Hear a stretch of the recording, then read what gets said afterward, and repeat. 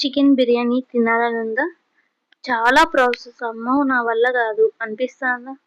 Bachelors కూడా ఈజీగా చేసుకునే ప్రాసెస్ అండి ఇది. ఒక్కసారి చికెన్ తీసుకొని అందులో నేను డిస్క్రిప్షన్‌లో మెన్షన్ చేసిన మసాలాలన్నీ యాడ్ చేయండి.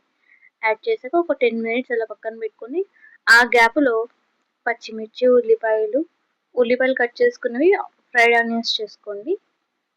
టమాటో, కొత్తిమీర, పుదీనా ఇవన్నీ యాడ్ చేసి మ్యారినేట్ చేసి పెట్టుకోండి.